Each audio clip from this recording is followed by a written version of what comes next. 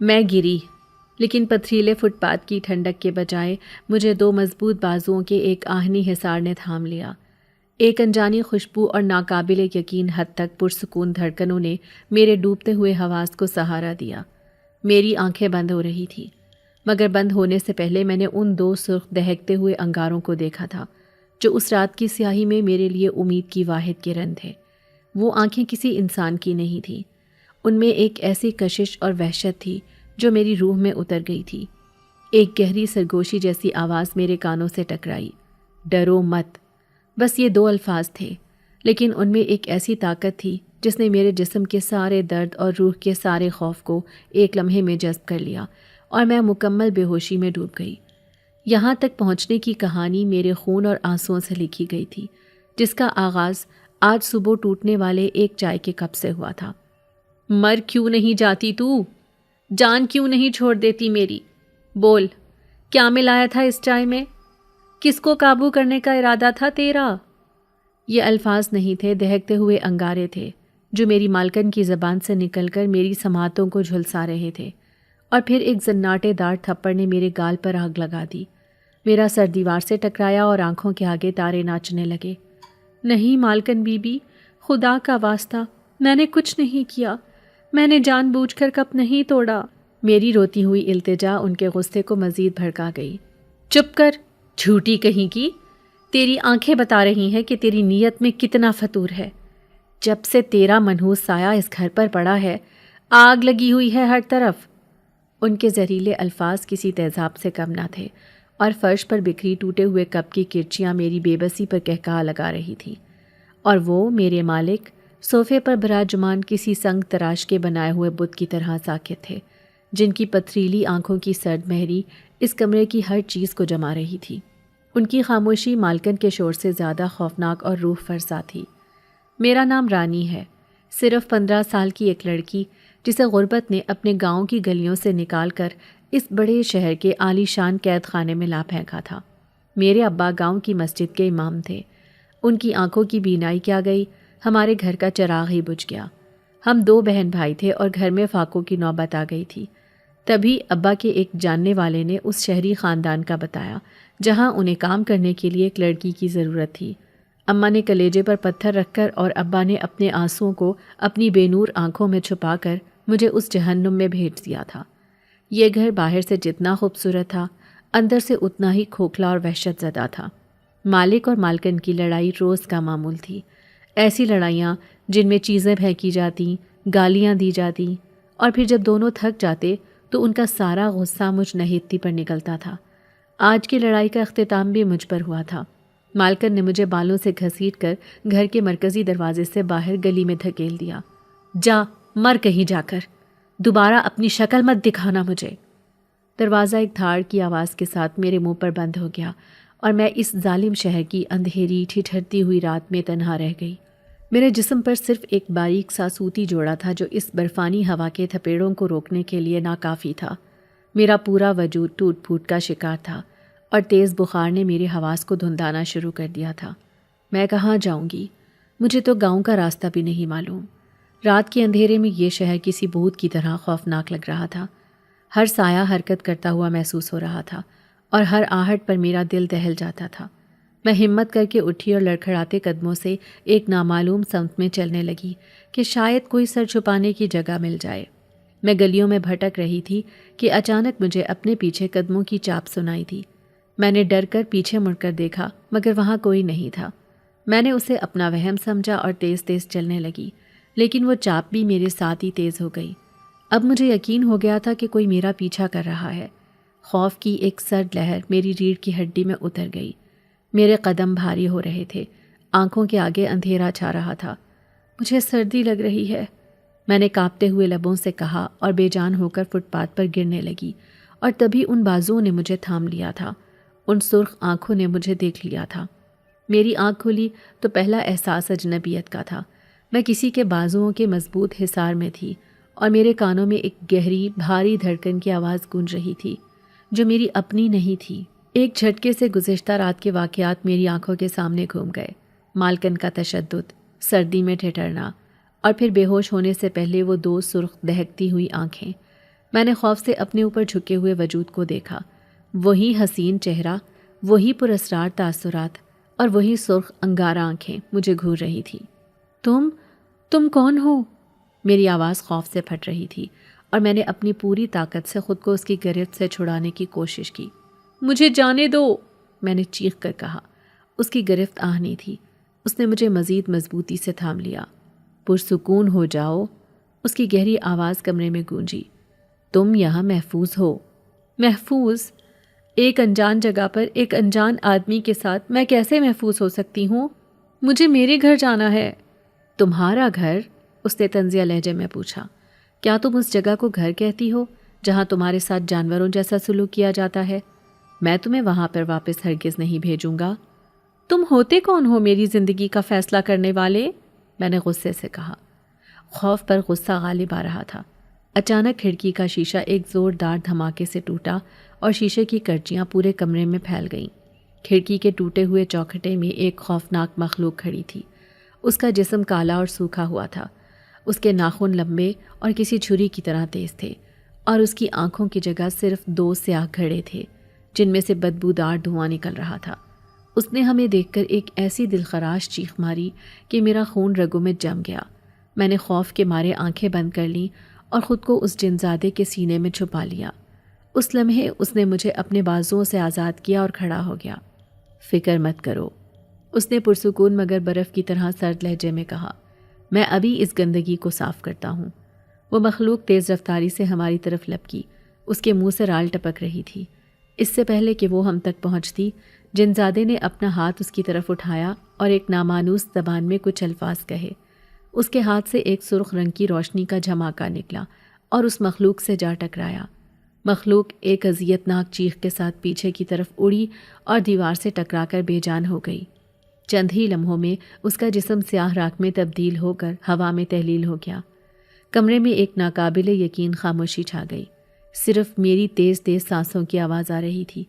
میں پھٹی پھٹی آنکھوں سے کبھی اس جگہ کو دیکھتی جہاں وہ مخلوق تھی اور کبھی اس جنزادے کو جو اب میری طرف مڑ چکا تھا۔ اس کی سرخ آنکھوں میں اب بھی غصے کی تپش باقی تھی۔ یہ کیا تھا؟ میں نے کانپتی ہوئی آواز میں پوچھا۔ ایک بھوکا مردار خور، اس نے جواب دیا۔ تمہارے درد اور خوف کی بو نے اسے اپنی طرف کھینچ لیا تھا۔ لیکن تم نے اسے کیسے؟ اس کے لبوں پر ایک ہلکی سی مسکراہٹ نمودار ہوئی۔ کیونکہ میں اس سے کہیں زیادہ طاقتور ہوں۔ اب بتاؤ، کیا اب بھی تمہیں لگتا ہے کہ تم باہر کی دنیا میں محفوظ رہو گی؟ اس کے سوال نے مجھے لاجواب کر دیا۔ میں نے نفی میں سر ہلایا۔ میرا سارا غصہ اور مزاحمت خوف اور حیرت میں بدل چکی تھی۔ تمہیں مجھ سے ڈرنے کی ضرورت نہیں، اس نے میرے قریب آتے ہوئے کہا۔ میں نے تمہیں پہلے بھی بتایا تھا، میں تمہارا محافظ ہوں۔ لیکن تم ہو کون؟ میں نے آخر کار وہ سوال پوچھ ہی لیا جو میرے ذہن میں ہلچل مچا رہا تھا۔ وہ میرے بالکل قریب آ کر بیٹھ گیا۔ اس کی سرخ آنکھوں کی گہرائی میں جھانکنا ناممکن تھا۔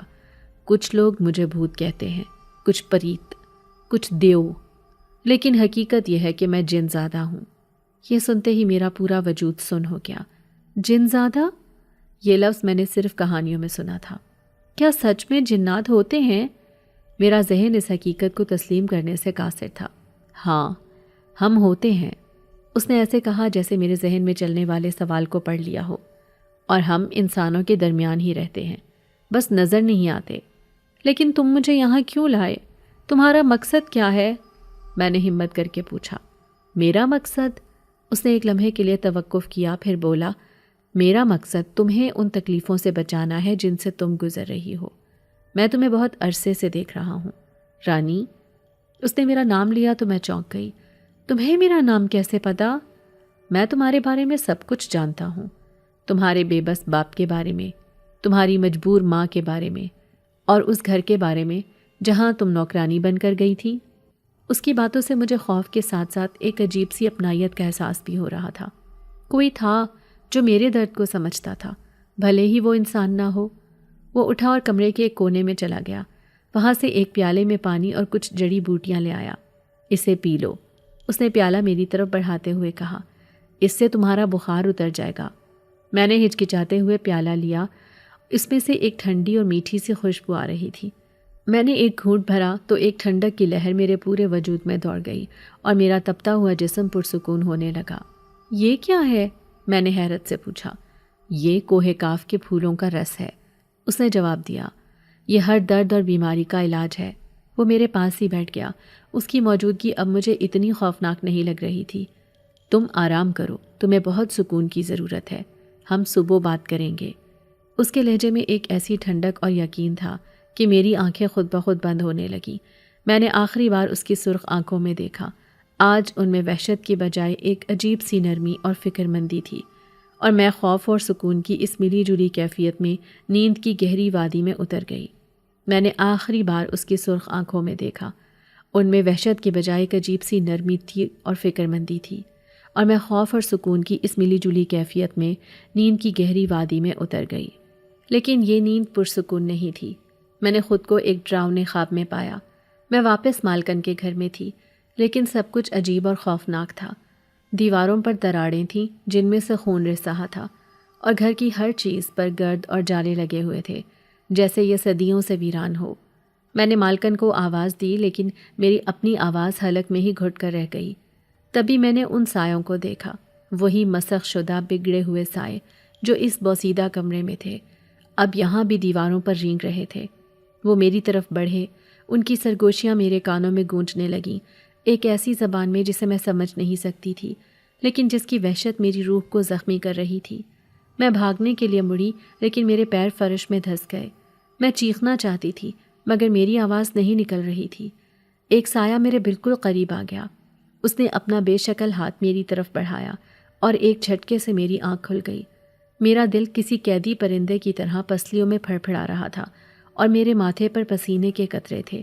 خواب کی وحشت ابھی بھی میرے اعصاب پر سوار تھی۔ میں نے خوفزدہ نظروں سے کمرے میں دیکھا، سب کچھ ویسا ہی تھا۔ کونے میں مدھم سرخ لالٹین جل رہی تھی، اور میرے بستر سے کچھ ہی فاصلے پر وہ جن زادہ اسی پرانی کرسی پر بیٹھا مجھے ہی دیکھ رہا تھا۔ اس کے چہرے پر کوئی تاثر نہیں تھا، لیکن مجھے ایسا لگا جیسے وہ جانتا تھا کہ میں خواب میں کیا دیکھ رہی تھی۔ اس کی سرخ آنکھوں کی گہری چمک میں ایک ایسی ملکیت اور جنون تھا جسے دیکھ کر میری رگوں میں خون جمنے لگا۔ اس کی نظریں کسی شکاری کی طرح مجھ پر جمی تھی، جو اپنے شکار کو دیکھ کر صبر سے صحیح وقت کا انتظار کرتا ہے۔ میرا بخار اور کمزوری ختم ہو چکی تھی۔ میرا پہلا خیال یہاں سے بھاگ جانے کا تھا۔ میں خاموشی سے بستر سے اتری۔ میرے پیر ٹھنڈے فرش کو چھوتے ہی کانپ گئے۔ میں نے دروازے کی طرف قدم بڑھانے کی کوشش کی، لیکن یہ کیا؟ میرے پیر جیسے فرش کے ساتھ چپک گئے تھے۔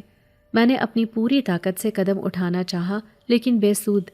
ایسا محسوس ہو رہا تھا جیسے کسی اندیکھی زنجیر نے مجھے جکڑ لیا ہو۔ یہ مجھے کیا ہو رہا ہے؟ میں ہل کیوں نہیں پا رہی؟ میں نے بے بسی سے اس کی طرف دیکھتے ہوئے پوچھا۔ وہ اپنی جگہ سے نہیں ہلا، بس اس کے لبوں پر ایک پراسرار مسکراہٹ نمودار ہوئی۔ کیونکہ میں نہیں چاہتا کہ تم ہلو۔ اس کی گہری آواز نے کمرے کی خاموشی کو توڑا۔ کیا مطلب؟ تم نے مجھ پر کوئی جادو کیا ہے؟ چھوڑو مجھے جانے دو۔ میری آواز میں التجا کے ساتھ ساتھ غصہ بھی تھا۔ تمہیں کہیں جانے کی ضرورت نہیں، اس نے اٹھتے ہوئے کہا اور میری طرف قدم بڑھانے لگا۔ اس کے ہر قدم کے ساتھ کمرے کی ٹھنڈک بڑھتی جا رہی تھی اور لالٹین کی روشنی کانپنے لگی تھی۔ تم میری قیدی ہو رانی، جب تک میں نہ چاہوں تم اس کمرے سے 1 انچ بھی نہیں ہل سکتی۔ اس کے الفاظ میرے لیے کسی صدمے سے کم نہیں تھے۔ میں نے تمہیں بچایا ہے، تمہیں پناہ دی ہے، اور تم بھاگنے کی کوشش کر رہی ہو۔ کیا انسان اتنے ہی ناشکرے ہوتے ہیں؟ میں شکر گزار ہوں، میں نے کانپتی آواز میں کہا، لیکن میں کسی کی قیدی بن کر نہیں رہ سکتی، بھلے ہی وہ میرا محافظ ہی کیوں نہ ہو۔ اس نے ایک تلخ کہا لگایا۔ محافظ؟ نہیں، میں تمہارا محافظ نہیں ہوں، میں تمہارا مالک ہوں۔ جیسے وہ لوگ تمہارے مالک تھے، ویسے ہی اب میں ہوں۔ فرق صرف اتنا ہے کہ میں تمہیں تکلیف نہیں دوں گا، بس اپنی ملکیت میں رکھوں گا۔ اچانک کمرے کی دیواروں سے وہی خواب والی سرگوشیاں ابھرنے لگیں، ایک نہیں 20 آوازیں، جو ایک ایسی نامانوس اور قدیم زبان میں بول رہی تھی جسے سن کر ہی روح پر وحشت طاری ہو رہی تھی۔ دیواروں پر لرزتے سائے گہرے ہونے لگے۔ وہ اب صرف سائے نہیں تھے، انہوں نے آہستہ آہستہ انسانی شکلیں اختیار کرنی شروع کر دیں، لیکن یہ بگڑی ہوئی مسخ شدہ شکلیں تھیں۔ کسی کے بازو لمبے تھے تو کسی کا سر غائب تھا۔ وہ سائے دیواروں سے الگ ہو کر فرش پر رینگتے ہوئے میری طرف بڑھنے لگے۔ یہ کیا ہے؟ میں نے بلند چیخ ماری اور خوف سے پیچھے ہٹنے کی کوشش کی، لیکن میرے پیر اب بھی فرش سے جڑے ہوئے تھے۔ جنزادے کا پرسکون چہرہ غصے سے سرخ ہو گیا، اس کی آنکھوں سے جیسے شعلے نکلنے لگے۔ اس نے ان سایوں کی طرف دیکھ کر ایک گہری غراہٹ جیسی آواز نکالی۔ دفع ہو جاؤ یہاں سے، اس نے ایک ایسی زبان میں دھاڑتے ہوئے کہا جو ان سرگوشیوں سے بھی زیادہ خوفناک تھی۔ یہ میری ہے، اس کو چھونے کی ہمت بھی مت کرنا۔ اس کا آخری جملہ میری سماعتوں میں زہر کی طرح اتر گیا۔ میری ہے؟ اس نے مجھے اپنی ملکیت قرار دے دیا تھا۔ وہ سائے اس کی دھاڑ سے ایک لمحے کے لیے رکے، پھر سرگوشی کی آواز نکالتے ہوئے دوبارہ میری طرف بڑھنے لگے۔ اب بس، بہت ہوا، جنزادے نے غصے سے کہا اور اپنی آنکھیں بند کر لی۔ جب اس نے دوبارہ آنکھیں کھولی تو ان کی سرخی 1000 گنا بڑھ چکی تھی اور ان سے روشنی کی 2 تیز شعاعیں نکلی جنہوں نے پورے کمرے کو منور کر دیا۔ ان شعاؤں کی زد میں آتے ہی وہ تمام سائے اذیت سے چیخنے لگے اور کسی جلتے ہوئے کاغذ کی طرح راکھ بن کر ہوا میں تحلیل ہو گئے۔ کمرے میں ایک بار پھر موت جیسی خاموشی چھا گئی، لیکن اس بار ہوا میں جلی ہوئی اوزون کی تیز بو پھیلی ہوئی تھی۔ جنزادہ میری طرف پلٹا، اس کی سانسیں تیز چل رہی تھی۔ میں نے تم سے کہا تھا کہ تمہیں ڈرنے کی ضرورت نہیں، ان سے میں خود نمٹ لوں گا، اس نے کہا اور میری طرف بڑھا۔ اس کے قریب آتے ہی مجھ پر سے وہ اندھے کی گرفت ختم ہو گئی اور میں لڑکھڑا کر گرنے لگی کہ اس نے مجھے اپنے بازوؤں میں تھام لیا۔ تم نے ابھی کیا کہا تھا؟ میں تمہاری ہوں؟ مطلب کیا ہے اس سے؟ میں نے اس کی باہوں میں ہوتے ہوئے ہمت کر کے پوچھا۔ اس کا چہرہ میرے چہرے کے بالکل قریب تھا، اس کی سرخ آنکھیں سیدھا میری روح میں جھانک رہی تھی۔ میرا مطلب ہے کہ تم میری حفاظت میں ہو۔ یہ بھٹکی ہوئی روحیں ہیں، اس جگہ کی پرانی قیدی، انہیں زندہ وجود کی حرارت پسند ہے، لیکن جب تک تم پر میری نشانی ہے یہ تمہیں چھو نہیں سکتی۔ کیسی نشانی؟ میں نے پوچھا۔ اس نے اپنی ایک انگلی اٹھائی اور اس سے نرمی سے میری گردن کو چھوا۔ اس کا لمس برف کی طرح ٹھنڈا تھا، لیکن میری جلد پر جیسے آگ کا ایک نشان بن گیا۔ یہ، اس نے سرگوشی کی، میری خوشبو۔ اب تم جہاں بھی جاؤ گی ہر مخلوق کو پتہ چل جائے گا کہ تم ایک جنزادے کی ملکیت ہو۔ وہ مجھے اٹھا کر واپس بستر پر لے آیا اور میرے اوپر ایک بھاری اور گرم لحاف ڈال دیا۔ اس کا غصہ اب ٹھنڈا ہو چکا تھا اور اس کی آنکھوں کی وحشت کی جگہ ایک گہری مقناطیسی کشش نے لے لی تھی۔ وہ میرے قریب جھکا، اتنا قریب کہ اس کی ٹھنڈی سانسیں میرے کانوں سے ٹکرا رہی تھی۔ اس کی سرگوشی کسی سانپ کی حس کی طرح تھی، ٹھنڈی اور مہلک، لیکن اس میں ایک عجیب سی چاشنی بھی تھی۔ جب تک تم میری پناہ میں ہو، جب تک میری خوشبو تمہارے وجود سے آ رہی ہے، دنیا کی کوئی مخلوق تمہیں نقصان نہیں پہنچا سکتی۔ اس کے آخری الفاظ میرے ذہن پر ہتھوڑے کی طرح برسے تھے، سوائے میرے۔ یہ حفاظت کا وعدہ تھا یا ایک کھلی دھمکی؟ میں لحاف میں ڈوب گئی، اس کی سرخ آنکھوں کے حصار میں قید، یہ سوچ رہی تھی کہ کیا میں ایک عذاب سے بچ کر اس سے بڑے عذاب میں تو نہیں پھنس گئی۔ میرا پورا وجود خوف سے کانپ رہا تھا۔ تمہارا کیا مطلب ہے، سوائے تمہارے؟ میں نے ہمت کر کے سرگوشی میں پوچھا۔ کیا تم مجھے نقصان پہنچاؤ گے؟ وہ اپنی کرسی پر بیٹھتے ہوئے میری طرف جھکا۔ اس کے چہرے پر ایک ایسی مسکراہٹ تھی جسے سمجھنا میرے بس سے باہر تھا۔ میں تمہیں وہ نقصان کبھی نہیں پہنچاؤں گا جو انسان ایک دوسرے کو پہنچاتے ہیں رانی۔ وہ تمہیں جسمانی اذیت دیتے ہیں، روح کو کچلتے ہیں اور پھر اکیلا چھوڑ دیتے ہیں۔ میرا طریقہ الگ ہے۔ اس کا جواب کسی پہیلی کی طرح تھا جس نے میرے خوف کو کم کرنے کے بجائے اور بڑھا دیا تھا۔ میں اس سے مزید کچھ پوچھتی کہ اچانک باہر موسم خراب ہونے لگا، ہوا کی رفتار تیز ہو گئی اور اس کے چلنے کی آواز کسی ماتم کرتی ہوئی عورت کی چیخوں جیسی لگ رہی تھی۔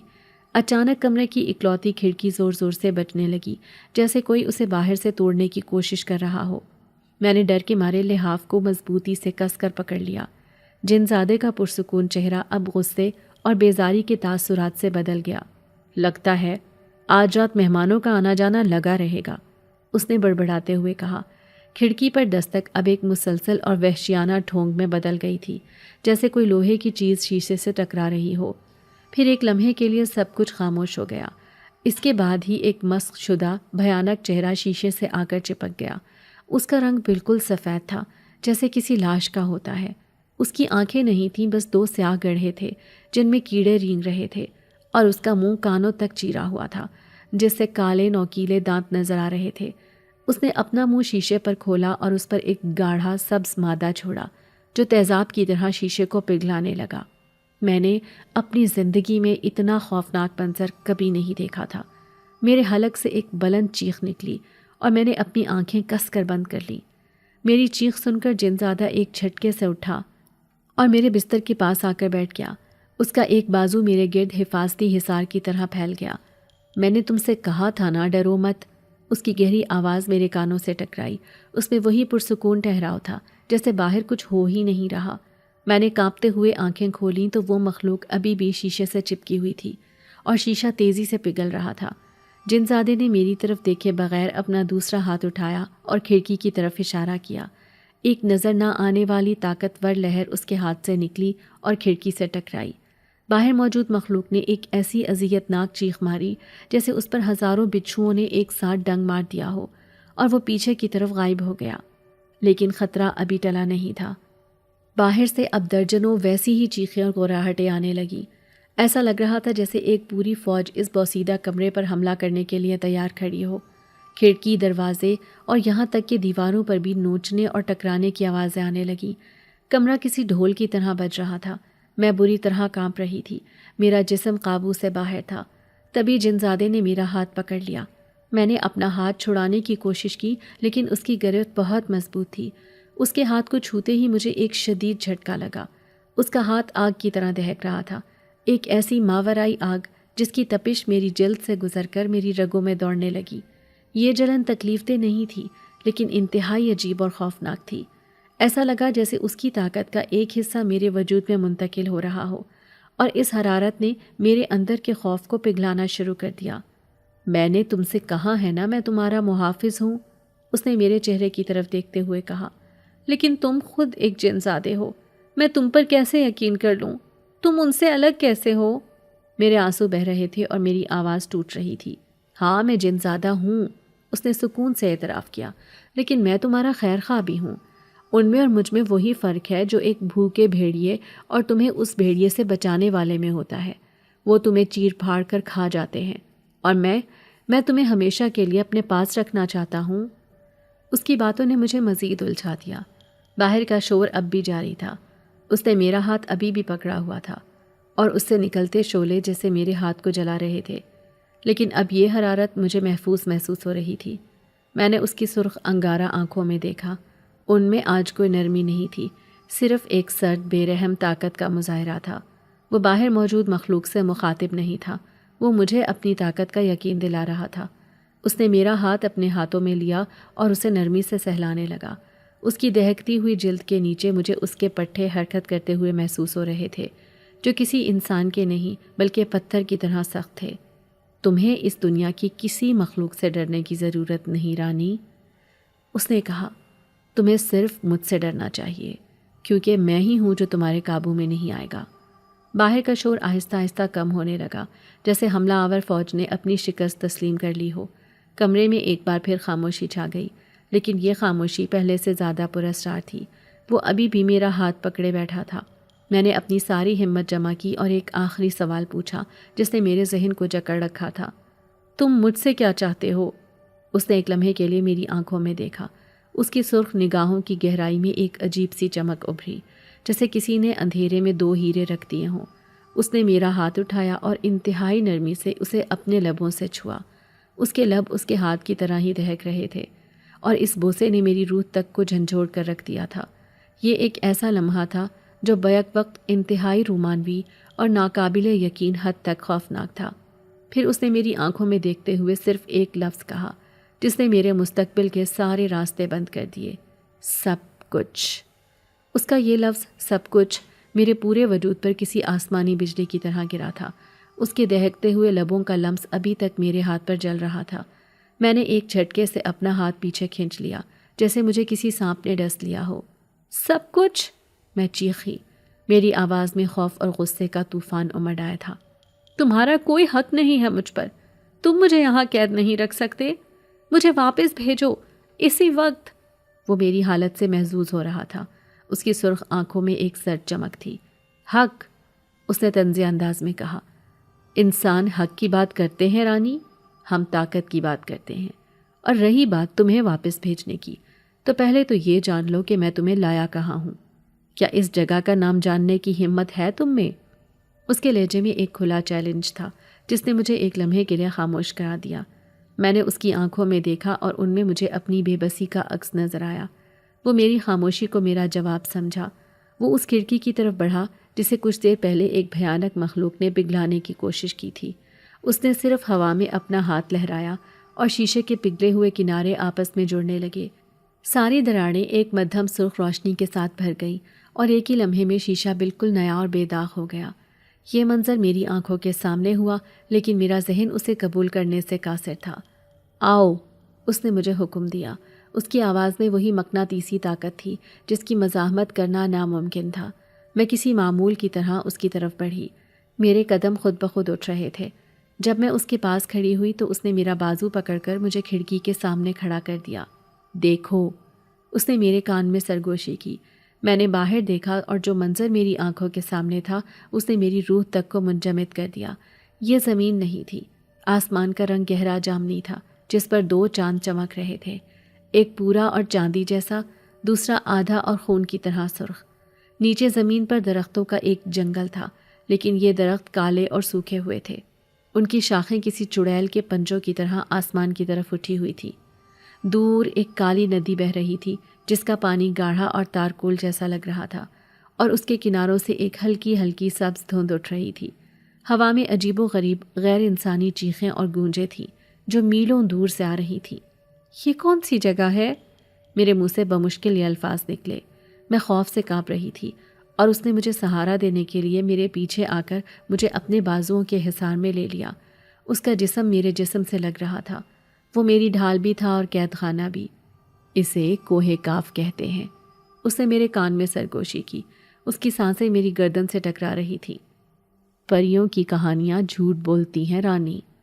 یہ کوئی خوبصورت اور جادوئی جگہ نہیں، یہ ایک قدیم، وحشی اور بے رحم دنیا ہے۔ یہاں پر ہر قدم پر موت ناچتی ہے۔ یہاں کمزور کا کوئی وجود نہیں، صرف طاقتور ہی زندہ رہتا ہے۔ میں تمہیں یہاں اس لیے لایا ہوں کیونکہ یہاں انسانوں کی دنیا کا کوئی قانون، کوئی ظلم تم تک نہیں پہنچ سکتا۔ یہاں صرف میرا قانون چلتا ہے۔ اس کی باتیں میرے ذہن پر کسی انمٹ سیاہی کی طرح نقش ہو رہی تھی۔ میں ایک ایسی دنیا میں آ چکی تھی جہاں سے واپسی کا کوئی راستہ نہیں تھا، ایک ایسی دنیا جس کا بادشاہ وہ خود تھا۔ لیکن تم انسانی دنیا میں کیا کر رہے تھے؟ میں نے ہمت کر کے پوچھا۔ تم جیسا کوئی وہاں کیوں تھا؟ وہ مجھے کھڑکی سے دور کر کے واپس کمرے کے بیچ میں لے آیا۔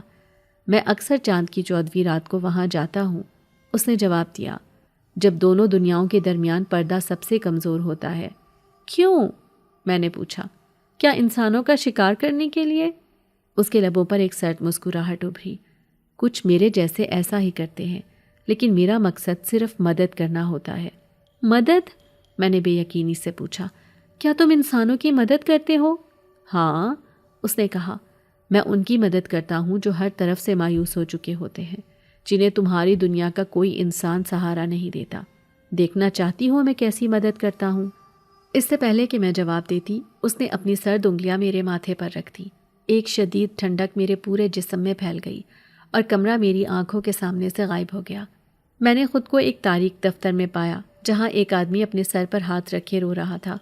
وہ دیوالیہ ہو چکا تھا اور قرض خواہ اس کی جان کے دشمن تھے۔ تبھی میں نے اس جنزادے کو دیکھا جو اس آدمی کے سامنے ہوا سے نمودار ہوا۔ اس نے آدمی کو ہیروں سے بھرا ایک صندوق دیا اور بدلے میں صرف ایک چیز مانگی، تمہاری پرچھائی، اس نے کہا تھا۔ میں نے دیکھا کہ وہ آدمی امیر تو ہو گیا لیکن اس کا سایہ اس سے جدا ہو گیا۔ وہ دھوپ میں چلتا تو کوئی اس کا سایہ نہیں بنتا تھا اور لوگ اسے عجیب اور خوفزدہ نظروں سے دیکھتے تھے۔ آخر کار وہ اکیلا رہ گیا اور پاگل ہو گیا۔ پھر منظر بدلا اور میں نے ایک عورت کو دیکھا جو بستر مرگ پر پڑی تھی۔ ڈاکٹرز جواب دے چکے تھے۔ جنزادے نے اسے کوہ کاف کے انہی پھولوں کا رس دیا جو مجھے پلایا تھا اور وہ ٹھیک ہو گئی، لیکن اس کی قیمت یہ تھی کہ اس کے بعد اسے کبھی نیند نہیں آتی تھی۔ وہ ہر رات جاگتی رہتی تھی اور اسے وہ مخلوق نظر آنے لگی جو عام انسانوں کو نظر نہیں آتی تھی۔ وہ ہر وقت چیختی رہتی۔ آخر کار اس کے گھر والوں نے اسے پاگل خانے میں بند کروا دیا۔ جنزادے نے اپنا ہاتھ ہٹایا اور میں واپس اسی بوسیدہ کمرے میں آ گئی۔ میں خوف اور متلی سے کانپ رہی تھی۔ یہ مدد نہیں، یہ تو ایک سودا ہے، ایک خوفناک سودا۔ میں چیخی۔ ہر چیز کی قیمت ہوتی ہے رانی، اس نے پرسکون لہجے میں کہا۔ کوئی بھی چیز مفت میں نہیں ملتی۔ میں نے بھی تمہاری مدد کی ہے۔ اس کا یہ جملہ میرے ذہن میں کسی خطرے کی گھنٹی کی طرح بجا۔ اس مدد کی قیمت کیا ہوگی؟ وہ مجھ سے کیا لے گا؟ میری پرچھائی، میری نیند، یا کچھ اس سے بھی زیادہ خوفناک؟ میں نے کانپتے ہوئے لبوں سے پوچھا، اور میری کیا قیمت ہے؟ اس نے میرے اور اپنے درمیان کا فاصلہ مٹا دیا۔ اس نے میرا چہرہ اپنے دہکتے ہوئے ہاتھوں میں لے لیا۔ اس کی سرخ آنکھیں میری آنکھوں میں جھانک رہی تھیں۔ ان میں آج ایک عجیب سی نرمی تھی، لیکن یہ نرمی کسی محبت کرنے والی کی نہیں، کسی قیمتی چیز کو حاصل کرنے والے فاتح کی تھی۔ تم قیمت نہیں ہو رانی، اس نے سرگوشی کی۔ اس کی آواز میں ایک گہری جنونی مٹھاس تھی۔ تم انعام ہو۔ انعام؟ میں نے نفرت اور بے بسی سے کہا۔ میں کوئی چیز نہیں ہوں جسے تم جیت سکو، میں ایک انسان ہوں۔ اس کی سرخ آنکھوں میں ایک لمحے کے لیے چمک ابھری۔ تم انسانوں سے بہت بڑھ کر ہو، تم وہ ہو جس کا میں نے صدیوں سے انتظار کیا ہے۔ اس کے لہجے میں ایک ایسا جنون تھا جو مجھے خوفزدہ کر رہا تھا۔ اس سے پہلے کہ میں جواب دیتی، کمرے کا بوسیدہ دروازہ ایک بھیانک دھاڑ کی آواز کے ساتھ دھماکے سے پھٹ گیا۔ لکڑی کی کرچیاں ہوا میں اڑی اور دروازے کی جگہ ایک لمبا سیاہ سایہ کھڑا تھا جو انسانی شکل کا تھا، لیکن اس کا پورا وجود جیسے سیاہ دھوئیں سے بنا تھا۔ اس دھوئیں کے اندر درجنوں چھوٹی چھوٹی سرخ آنکھیں حرکت کر رہی تھیں اور سب کی سب مجھے ہی گھور رہی تھی۔ اس نے ایک لمبا دھوئیں بھرا بازو میری طرف بڑھایا اور ایک ایسی زبان میں کچھ کہا جو جنزادے کی زبان سے بھی زیادہ قدیم اور خوفناک تھی۔ میرا محافظ جنزادہ ایک لمحے میں حرکت میں آیا۔ اس نے مجھے ایک جھٹکے سے اپنے پیچھے کیا اور خود اس نئی مخلوق کے سامنے چٹان کی طرح کھڑا ہو گیا۔ اس کی اپنی سرخ آنکھیں اب غصے سے دہک رہی تھی۔ تم یہاں کیسے آئے شبروز؟ اس نے اسی قدیمی زبان میں دھاڑتے ہوئے پوچھا۔ دھوئیں کے وجود سے ایک ہنسی کی آواز ابھری، ایسی ہنسی جیسے کوئی شیشے کے ٹکڑوں کو آپس میں رگڑ رہا ہو۔ میں اس کی بو سونگھ کر آیا ہوں، اس نے میری طرف اشارہ کرتے ہوئے کہا۔ ایک فانی کی بو، کوہ کاف کی پاکیزگی کو ناپاک کر رہی ہے۔ اسے میرے حوالے کر دو ازلان، ورنہ قبیلہ تمہیں کبھی معاف نہیں کرے گا۔ ازلان؟ تو یہ میرے محافظ کا نام تھا؟ ازلان نے غصے سے جواب دیا، یہ میری ہے، اور تمہاری ہمت کیسے ہوئی اس پر نظر ڈالنے کی؟ اس کے بعد ان دونوں کے درمیان ایک ایسی لڑائی شروع ہوئی جسے بیان کرنے کے لیے میرے پاس الفاظ نہیں۔ وہ دونوں ایک دوسرے سے جسمانی طور پر نہیں لڑ رہے تھے، بلکہ ان کے درمیان طاقت کی لہریں ٹکرا رہی تھیں۔ کمرہ کبھی آگ کی طرح گرم ہو جاتا تو کبھی برف کی طرح ٹھنڈا۔ دیواروں پر سرخ اور سیاہ روشنیاں ناچ رہی تھیں اور ہوا میں ایسی چیخیں تھیں جیسے ہزاروں روحیں ایک ساتھ اذیت میں مبتلا ہوں۔ شبروز نے دھوئیں کا ایک تیز دھار خنجر بنا کر ازلان کی طرف پھینکا۔ ازلان نے اسے اپنے بازو سے روکا، لیکن خنجر اس کے بازو پر ایک گہرا زخم چھوڑ گیا جس میں خون کے بجائے سرخ روشنی بہنے لگی۔ ازلان نے درد سے چیخ ماری اور اس کی چیخ میں اتنا غصہ اور طاقت تھی کہ کمرے کی دیواریں لرز گئیں۔ اس نے اپنی دونوں ہتھیلیاں شبروز کی طرف کیں اور ان میں سے خالص توانائی کا ایک گولا نکلا جس نے سیدھا دھوئیں کے وجود کو جا لیا۔ شبروز کی درجنوں آنکھیں حیرت سے پھیل گئیں اور وہ ایک اذیت ناک چیخ مارتا ہوا پیچھے کی طرف اڑا اور کمرے سے باہر کوہ کاف کی وحشی رات میں غائب ہو گیا۔ کمرے میں ایک بار پھر خاموشی چھا گئی، لیکن یہ ایک زخمی خاموشی تھی۔ ازلان تیزی سے سانس لے رہا تھا اور اپنے بازو کو دیکھ رہا تھا جہاں زخم آہستہ آہستہ بھر رہا تھا، لیکن اس کی توانائی واضح طور پر کم ہو گئی تھی۔ میں نے اپنی زندگی میں ایسی لڑائی کبھی نہیں دیکھی تھی۔ یہ خوفناک، وحشی اور ناقابل یقین تھی۔ میں نے آج پہلی بار ازلان کو کمزور دیکھا تھا اور اس سے مجھے یہ احساس ہوا کہ یہ دنیا کتنی خطرناک ہے۔ وہ میری طرف پلٹا۔ اس کی آنکھوں میں اب بھی غصہ تھا، لیکن اس کے ساتھ ایک نئی فکر مندی بھی شامل ہو گئی تھی۔ یہ کون تھا؟ میں نے کانپتی ہوئی آواز میں پوچھا۔ میرے قبیلے کا ایک پرانا دشمن، اس نے جواب دیا۔ وہ تمہیں محسوس کر سکتا ہے، تمہاری انسانی خوشبو اسے کھینچ لائی۔ وہ میری طرف بڑھا اور اس کے چہرے پر ایک شکست کا تاثر تھا۔ میں نے غلطی کی۔ میں سمجھتا تھا کہ تم یہاں محفوظ رہو گی، لیکن تمہاری موجودگی نے ان سب کو متوجہ کر دیا ہے جو میرے دشمن ہیں۔ یہ دنیا تمہارے لیے نہیں ہے۔ اس کے الفاظ نے مجھے حیران کر دیا۔ تو کیا تم مجھے جانے دو گے؟ اس نے میری آنکھوں میں دیکھا۔ میں نے تمہیں کہا تھا نا کہ میں تمہیں جانے نہیں دوں گا، لیکن میں تمہیں یہاں بھی نہیں رکھ سکتا۔ صرف آج کی رات یہاں گزارو، صبح ہوتے ہی میں تمہیں انسانی دنیا میں لے جاؤں گا۔ میں جانتا ہوں یہ دنیا تمہارے لیے بالکل بھی ٹھیک نہیں ہے۔ اس کی بات ابھی ختم ہوئی ہی تھی کہ کھڑکی کے شیشے پر کسی کے تیز ناخنوں سے کھرچنے کی آوازیں آنے لگیں۔ یہ آواز اتنی دلخراش تھی کہ میرا پورا جسم لرز کر رہ گیا تھا۔ یہ شب روز تھا، وہ ہار ماننے کو تیار نہیں تھا۔ اذلان نے غصے سے کھڑکی کی طرف دیکھا۔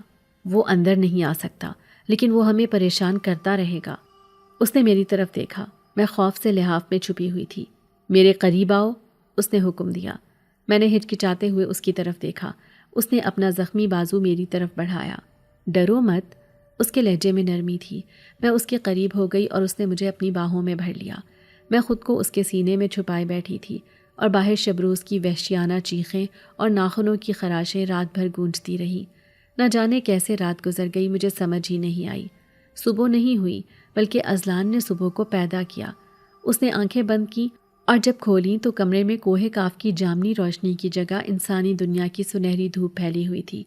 اس نے مجھے تھامے رکھا اور ایک ہی لمحے میں کمرہ غائب ہو گیا اور ہم ایک پرانی خوبصورت حویلی کے باہر کھڑے تھے۔ حویلی بہت خوبصورت تھی اور بہت بڑی بھی۔ اس پر بیلیں چڑھی ہوئی تھیں اور اس کے چاروں طرف ایک بڑا سا باغ تھا، لیکن وہ حویلی ویران لگ رہی تھی۔ یہ حویلی کافی عرصے سے ویران ہے، اذلان نے کہا۔ یہی تمہیں رکھنے کے لیے بہترین جگہ ہے۔ یہاں تمہیں کوئی پریشان نہیں کرے گا۔ میں تمہاری ساری مجبوریاں ختم کر دوں گا، کیونکہ میں تم سے محبت کرتا ہوں رانی۔ اس نے آخر کار وہ الفاظ کہہ دیے جن کا اظہار اس کا ہر عمل کر رہا تھا۔ میں نے اس کے چہرے کی طرف دیکھا۔ اس کی سرخ آنکھوں میں ایک جنونی سچائی تھی۔ لیکن یہ محبت نہیں، یہ قید ہے، میں نے پیچھے ہٹتے ہوئے کہا۔ تم جن زادے ہو، میں تمہاری دنیا سے اور تم سے بہت دور رہنا چاہتی ہوں۔ اس کے چہرے پر ایک لمحے کے لیے درد کی ایک لہر دوڑی۔ میں جانتا ہوں، اگر تم میرے ساتھ کوہ کاف میں رہیں تو وہ تمہیں چیر پھاڑ دیں گے، اسی لیے میں نے یہ فیصلہ کیا ہے۔ اس نے میرے اور اپنے درمیان کا فاصلہ مٹایا اور میرا ہاتھ پکڑ لیا۔ میں تمہارے ساتھ تمہاری اس انسانی دنیا میں رہنے کے لیے تیار ہوں۔ اذلان کے یہ الفاظ حویلی کی ویران فضا میں گونج رہے تھے۔ اس کی سرخ آنکھوں میں ایک ایسی شدت اور سچائی تھی جو کسی بھی قسم کے شک کو رد کر رہی تھی۔ وہ ایک قدیم اور طاقتور جن زادہ، اپنی دنیا، اپنی طاقت، اپنا گھر، سب کچھ میرے لیے چھوڑنے کو تیار تھا۔ یہ لمحہ رومانوی نہیں تھا، رومانوی سے زیادہ خوفناک تھا۔ یہ کسی کی محبت کا نہیں، بلکہ ایک فاتح کی اپنی ملکیت پر حتمی قبضے کا اعلان تھا۔ میں نے ایک قدم پیچھے ہٹایا، میرے اور اس کے درمیان فاصلہ پیدا کرنے کی ایک بے سود کوشش۔ تم اپنی دنیا چھوڑ دو گے، ایک عام انسان بن کر رہو گے؟ یہ ناممکن ہے، تم جھوٹ بول رہے ہو۔ میری آواز میں بے یقینی تھی۔ اس نے میری طرف ایک قدم بڑھایا۔ اس کی آنکھوں میں ایک جنونی چمک تھی۔ تمہارے لیے کچھ بھی ناممکن نہیں، لیکن انسانی دنیا کے اصول الگ ہے رانی۔ یہاں رہنے کے لیے مجھے ایک پہچان چاہیے ہوگی، ایک خاندان، ایک ماضی، اور سب سے بڑھ کر تمہیں اپنے گھر والوں کو جواب دینا ہوگا۔ کیا وہ ایک اجنبی کو قبول کر لیں گے؟ اس کے سوال میں چھپا طنز میرے دل میں لگا، لیکن اسی لمحے مجھے ایک راستہ نظر آیا، اپنی بے بسی میں طاقت کا ایک چھوٹا سا موقع۔ میں نے اپنی آنکھوں میں دیکھتے ہوئے کہا، ٹھیک ہے، اگر تم یہ سب کر سکتے ہو، اگر تم واقعی ثابت کرنا چاہتے ہو کہ تمہاری محبت صرف قبضہ کرنا نہیں، خیال رکھنا بھی ہے، تو پہلے میری سب سے بڑی مجبوری دور کرو۔ میرے گھر والوں کو اس غربت کی دلدل سے نکالو جس نے میری زندگی چھین لی۔ میرے ابا کی آنکھوں کا علاج کراؤ تاکہ وہ دنیا کو پھر دیکھ سکیں۔ ثابت کرو کہ تم صرف ایک طاقتور وجود نہیں بلکہ ایک ہمدرد ساتھی بھی بن سکتے ہو۔ اذلان کے چہرے پر ایک گہری پر اعتماد مسکراہٹ نمودار ہوئی۔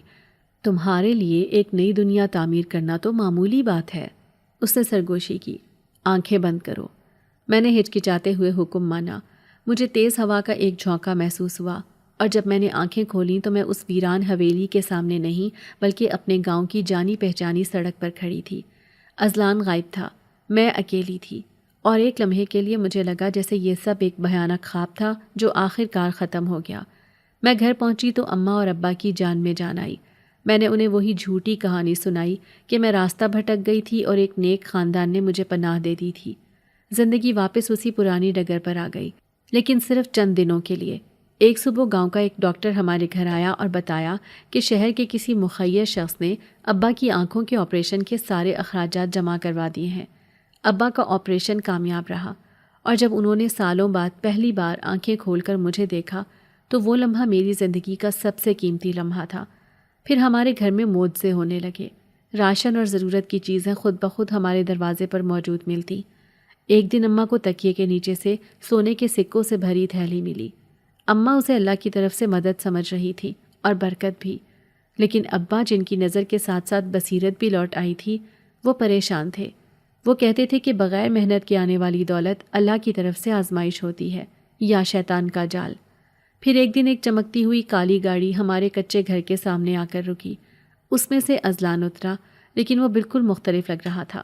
اس نے مہنگا لباس پہنا ہوا تھا اور اس کی آنکھیں گہری سیاہ تھیں، لیکن ان کی کشش آج بھی ویسی ہی تھی۔ اس نے اپنا تعارف ایک یتیم مگر کامیاب کاروباری شخص کے طور پر کروایا، جس نے بچپن میں کچھ وقت اسی گاؤں میں گزارا تھا۔ اس نے انتہائی شائستگی سے ابا سے میرا ہاتھ مانگا۔ اماں تو جیسے آسمان سے چاند مل جانے پر خوش تھیں، لیکن ابا اسے گہری مشکوک نظروں سے دیکھ رہے تھے۔ انہیں اس کی ظاہری شخصیت کے پیچھے چھپی کوئی ٹھنڈی غیر انسانی چیز محسوس ہو رہی تھی، لیکن اماں کے اصرار اور میری خاموش رضامندی کے آگے وہ مجبور ہو گئے۔ ہماری شادی ہو گئی اور اذلان ہمیں اس گاؤں سے نکال کر شہر کے ایک بڑے اور خوبصورت گھر میں لے آیا۔ وہ ایک بہترین شوہر، داماد اور انسان تھا، یا کم از کم دنیا کی نظروں میں تو یہی تھا۔ شادی کے بعد زندگی کسی خواب کی طرح خوبصورت تھی۔ اذلان مجھ سے بے پناہ محبت کرتا، میری ہر خواہش پوری کرتا، لیکن میں جانتی تھی کہ یہ خوبصورت خواب ایک خوفناک حقیقت کی پتلی سی چادر سے ڈھکا ہوا ہے۔ راتوں کو اکثر میری آنکھ کھل جاتی تو میں اسے بالکنی میں کھڑا پاتی۔ وہ آسمان پر چمکتے چاند کو گھور رہا ہوتا اور ایک لمحے کے لیے اس کی سیاہ آنکھوں میں وہی پرانی سرخ چمک لوٹ آتی۔ کبھی کبھی وہ نیند میں اپنی اس قدیم وحشی زبان میں کچھ بڑبڑاتا تو میرے رونگٹے کھڑے ہو جاتے۔ ابا بھی اکثر بے چین رہتے تھے۔ وہ کہتے تھے کہ اذلان کے آس پاس ہوا بھاری ہو جاتی ہے اور اس کے سائے کا رنگ عام انسانوں سے زیادہ گہرا ہے۔ وہ اپنی نمازوں میں ہمارے لیے امان کی دعا کرتے۔ پھر ایک رات وہ طوفان آ گیا جس کا مجھے ہمیشہ سے ڈر تھا، ایک بھیانک طوفانی رات جب آسمان سے بارش کے ساتھ ساتھ آگ برس رہی تھی اور بجلیاں کڑک رہی تھیں۔ ابا اپنے کمرے میں جائے نماز پر بیٹھے دعا کر رہے تھے کہ صحن سے کسی کے دھاڑنے کی آواز آئی۔ انہوں نے کھڑکی سے باہر جھانکا تو ان کی آنکھیں خوف سے پھٹ گئیں۔ صحن میں اذلان اپنی اصلی جنزادے کی شکل میں کھڑا تھا اور اس کا قد آسمان کو چھو رہا تھا۔ اس کی سرخ آنکھیں غصے سے دہک رہی تھیں اور اس کے سامنے شبروز تھا، وہی دھوئیں کا وجود جو کسی طرح اس انسانی دنیا میں بھی ڈھونڈ کر آ گیا تھا۔ ان دونوں کے درمیان ایک ایسی لڑائی ہو رہی تھی جو اس دنیا کی نہیں تھی۔ سرخ اور سیاہ بجلیاں آپس میں ٹکرا رہی تھی، ہوا چیخ رہی تھی اور زمین کانپ رہی تھی۔ اذلان اپنے نئے گھر، اپنی نئی دنیا اور اپنی ملکیت کو بچانے کے لیے لڑ رہا تھا۔ اس نے اپنی پوری طاقت سے شبروز پر حملہ کیا اور اسے ایک آگ کے گولے میں لپیٹ کر ہمیشہ کے لیے ختم کر دیا۔ جب لڑائی ختم ہوئی تو اذلان تھک کر گھٹنوں کے بل گر پڑا۔ اس کے جسم سے سرخ روشنی بہہ رہی تھی۔ اس نے پلٹ کر دیکھا تو سامنے ابا کھڑے تھے۔ ان کے ہاتھ میں قرآن تھا اور ان کی آنکھوں میں شدید خوف اور نفرت تھی۔ اللہ اکبر! ابا چیخے، تو ایک جن ہے، ایک شیطان! اذلان ایک لمحے میں اپنی انسانی روپ میں واپس آ گیا اور سیدھا ابا کے قدموں میں گر پڑا۔ اس کی آنکھوں سے خون کے آنسو بہہ رہے تھے۔ مجھے معاف کر دیں ابا جی، میں نے آپ کو دھوکہ دیا، لیکن میرا ارادہ برا نہیں تھا۔ میں رانی سے محبت کرتا ہوں۔ شور سن کر میں اور اماں بھی باہر آ گئے تھے۔ ابا نے مجھے اذلان سے دور ہونے کا حکم دیا، لیکن میں اپنی جگہ سے نہیں ہلی۔ ابا! میں روتے ہوئے ان کے قدموں میں گر گئی۔ اذلان نے میری جان بچائی، اس نے میری عزت بچائی۔ یہ جنزادہ ضرور ہے لیکن یہ شیطان نہیں ہے ابا، اس کی محبت سچی ہے۔ ابا میری اور اذلان کی التجا بھری نظروں کو دیکھ رہے تھے۔ ان کا غصہ آہستہ آہستہ کم ہو رہا تھا۔ انہوں نے اذلان کے سر پر ہاتھ رکھا اور کہا، ایک شرط پر میں اس راز کو راز رکھوں گا۔ انہوں نے کانپتی آواز میں کہا، وعدہ کرو کہ تم میری بیٹی کو کبھی دکھ نہیں دو گے۔ اذلان نے روتے ہوئے ان کے ہاتھ چوم لیے۔ وعدہ کرتا ہوں، اس نے کہا۔ اس کی آنکھوں میں ایک آنسو بھی آیا۔ وہ میری پوری نسل کو جلا کر راکھ کر دے گا۔ آج اس بات کو 7 سال گزر گئے ہیں۔ اذلان نے اپنا وعدہ نبھایا ہے۔ ہم ایک خوشحال اور پرسکون زندگی گزار رہے ہیں۔ وہ دنیا کے لیے ایک کامیاب انسان ہے اور میرے لیے ایک محبت کرنے والا شوہر۔ ابا اور اماں بھی اسے اپنے بیٹے کی طرح چاہتے ہیں۔ ہمارا 5 سال کا ایک بیٹا بھی ہے، ساحر۔ وہ بالکل اپنے باپ کی طرح ہے۔ وہی ذہانت، وہی دل موہ لینے والی مسکراہٹ اور وہی گہری سیاہ آنکھیں۔